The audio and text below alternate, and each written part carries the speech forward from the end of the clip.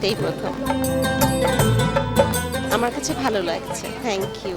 খুবই ভালো লাগছে। এটা আমাদের যে সংস্কৃতি মন্ত্রী আছে মোস্তফা সরোয়ার ফারুকী, ওর অনেক ইনোভেটিভ বুদ্ধি এবং এটা সবাইকে যেভাবে মানে আকর্ষণ করেছে, একাত্ম করেছে, খুব ভালো লাগছে। কালকে আবার ঈদের আনন্দ মিছিল হবে, সেটাও প্রথম।